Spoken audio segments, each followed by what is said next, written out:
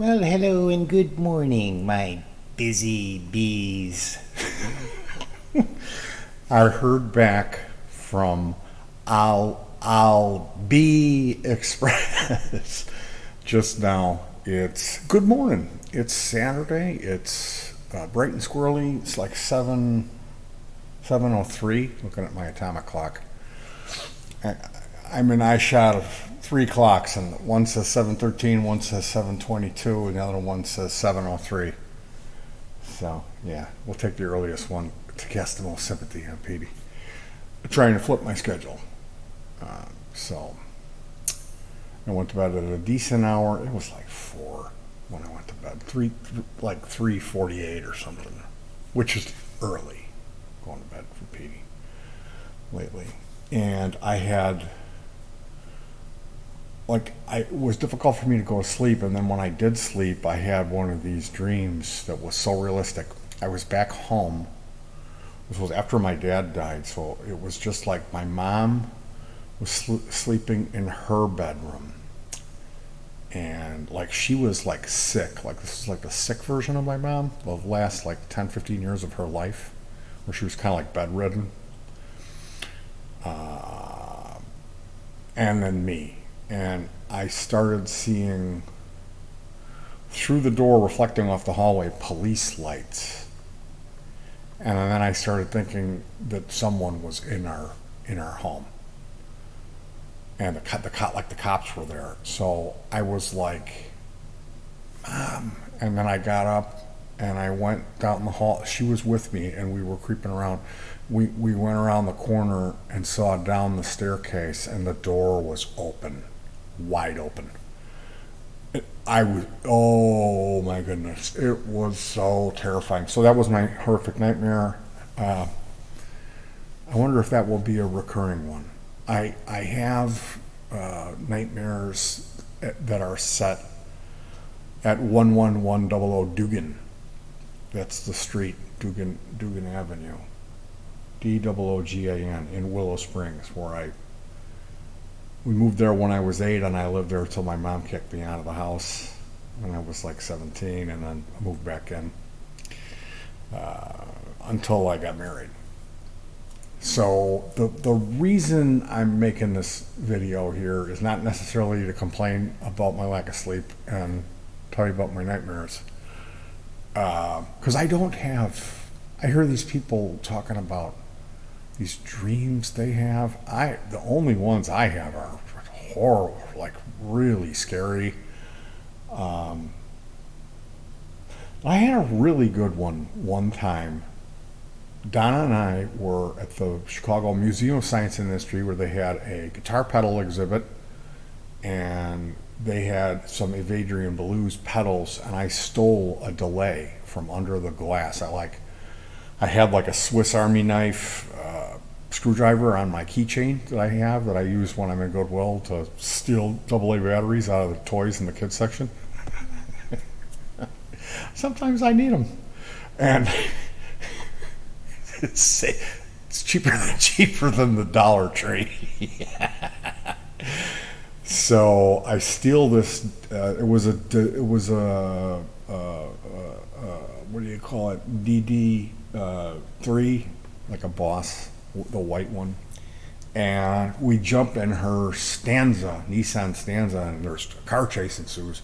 We ended up on 22nd Street, Cermak, in like Berwyn or Cicero, and there's this place called the Steak and Egger, which is it's a truck stop. Like, it's right by this huge trucking hub, and the idea is these truckers would stop in there and get their steak and eggs on to start their day. So we end up getting chased. I elude the police. We pull into the Steak and Egger, and I remember coming around the corner, and there was a cocktail Zaxxon machine. And I instructed Donna, sit down. And we put a quarter in the Zaxxon and started playing that. And that's how my dream ended, was that like angular thing where it's like coming in. And I don't know if you remember Zaxxon. It was really cool. So that's the only good dream I ever had in my life. the good news is to all my fellow Alibaba Express pioneers of the new shipping age, be diligent in your disputes and your videos and your photos that you upload, because I got that $20 refund. Yeah, I never do that. I don't like that. I had a guy recently do this, like he told me this story. It was like, I met this guy and I had only met him online, and I was at the concert, and he had a Twang Bar King t-shirt on that looked original, and I was like, hey, well, okay, tell you the story from the beginning. We passed the venue and I see this parking spot on Main Street. So I do a U-E, which was an involved U-E. I had to make like a left turn and then turn around in the entrance to the valet parking lot, come back around, go 2 more blocks back the way we came, and slide into the spot, which is the second to last spot on the main street. So there's one more spot in front of me that's kind of small. So we get this spot, and then here comes this, like a gray minivan, kind of fast, almost like, I thought they were gonna clip me. And he hit the hooks and then backed in. And it's kind of tricky, so I got out and I waved him in. And then he shut his car off, so I stayed out there, and I looked the other way because he was like looking at me, and I'm like, come on out so I can say hi, dude. I'm sure you're going to the concert, you know? And he didn't get out. So I walked around, got on the sidewalk and waited. He still didn't get out. So then I got back in the car. And I'm like, this guy isn't getting out, he doesn't want to talk, so let's go. So Donna and I leave. We come back 10 minutes later.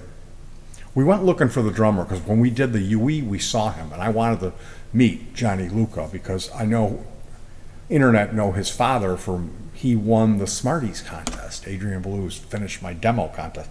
My daughter and I took third.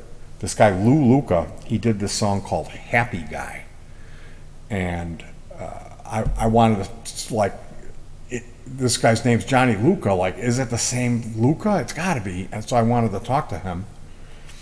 So we parked, we walked down there to see if Johnny was still roaming around outside. He wasn't. We walked back to the car because I needed to prepare a lemon tech, which is a way to imbibe I had a golden teacher mushroom. So we come back to the car, and here's this guy walks up, and he's got the Twang Bar King t-shirt on, which is like Blue's second solo album. That's the album that I got into Blue from, listening to that. And I go, whoa, dude, nice shirt. And he goes, I've been waiting all day for somebody to offer to buy it off my back. And we start laughing, and I'm talking back and forth. He's like, oh, I follow Blue for way long. I've known about him ever since when I lived in... He was like, he said that he moved a few times. I forget where he said he lived, but he said, like, he lived in Cincinnati and Champaign, I think is what he said. But either way, he lived in 2 places where Adrian Ballou lived. So he's telling me that he goes back and he's been a fan. Obviously, the guy's a legit long-time fan with a Twang Bar King t-shirt. Like, this is the album, the first time I heard him was Twang Bar King. So we're buddies. And the conversation goes to Rob Fetters, and I said, I built his overdrive. And he goes, oh, you're on that guy. And I'm like, yeah, he was watching all of the Rob Fetters live streams, and I'm in there commenting like way more. Like, there's one other guy who comments as much, if not as more than me, like ruining the comment section. And so he knows who I am. This guy knows me from on the internet behind the keyboard, So it was a trip to meet this dude, and he asked me about some stuff that I prepared for him to ship him. I'm hooking him up with something that he doesn't have. So in the process of meeting him, I said, yeah, I'm taking a golden teacher psychedelic mushroom That's what I'm doing right now, is going to prepare that. It's called a lemon tech, and you just add lemon juice and crush up the product and add it to the lemon. And it's one way to get it down the hatch and working quick. So he said, "Oh, I don't play around with that stuff. I used to drink a little bit, but I've been clean for many years." And he said that mushrooms are good, but the LSD was what was bad, because somebody had spiked him, and which is really, you don't do that. People used to do this stuff, to your buddy. Ha ha ha! I put acid in your water, It's just really a not classy thing to do at all. Actually, it should be a jailable offense, and I believe it is. So he's reiterating the story of, like, he had to drive, and then he went home to his family. They were playing board games. They're like, "Come on in, we're playing Mileborns," and he was all like,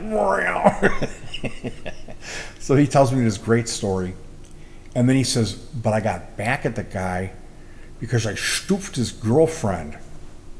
And he did one of these. And then, at that point, I'm going along and I'm smiling, listening to the story, and he says that, and I'm just all my respect for the guy just. So, yeah, you had me and you lost me. That's, according to the way that he told the story, this guy was his best friend, and they were roommates in college. So, yeah, that I don't do that. I guess in traffic, I flipped a guy off for tailgating me the other day, and my wife really gets angry with me when I do that. I'll do I don't do I kind of do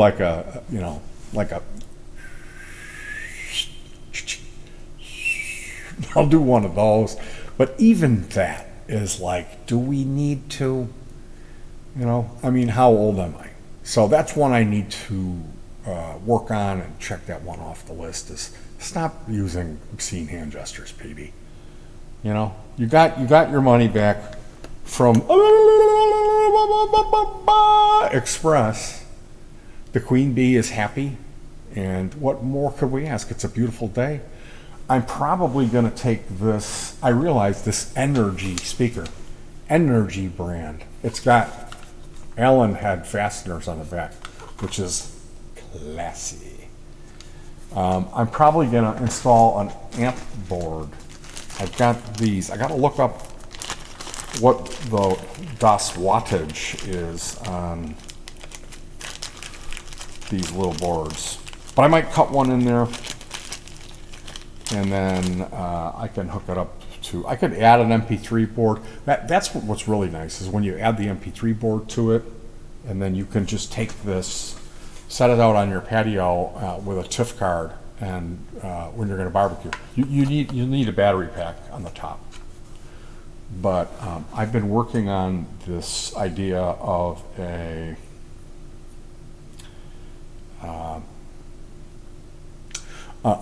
outdoor, a miniature, a smaller portable rig for us to make music through at this park. There's a couple of parks that are right near our house. And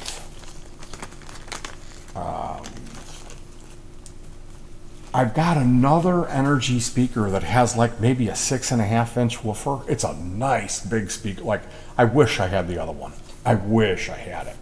But I found this the other day. It's I only find single Energy brand speakers. And I don't know if you can see that tweeter looks a little different. I don't know. Is it a good speaker? Made in Canada.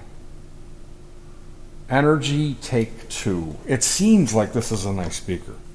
Now, mounting an amplifier in it, I can always see what you end up doing You connect the output of the amplifier to the speaker. So this connection, you break this connection and run the amp output to that what was connected up to here, which goes usually to a crossover and then to the two drivers. And then the secondary channel, like there's a right and a left on this amp because it's stereo, you run to this. So then you connect a cable between here and the other speaker, and that's how you get the sound over to the other one. And with this, I would need to just put an input jack on it. So I don't know. I got to look at this thing inside. Is there room? Do I want? I could always put this on the larger one, but I'll probably put it on the smaller one, and then that way I can connect this to. We have a new foot switch, bread pan foot switch that's got the MP3 board in it. And that would work just fine. And also this looping pedal. I got a deal on this Donner Circle looper, which is a drum machine pedal with a built-in looper. So yeah, I got to check the weather. We might actually do this today. I know I got to let Compty sleep in, but if it's going to be below 80, maybe, I don't know. That's the thing, the temperature. But I'm going to be busy here. I'm going to be working on resetting my schedule, and I figured I would just pop in and chat. I know I've done so much content lately, so if you're watching any of this stuff, I appreciate it. Sometimes it's nice for me to come on here and just, you know, not have to so much focus on this stuff, like just tell some stories, you know. So I hope you guys have a great weekend, and try to stay cool. Hug your pets. If you have a goldfish or something like that, I wouldn't advise to hug it. You could give it a treat. And I'll see you guys soon. So peace.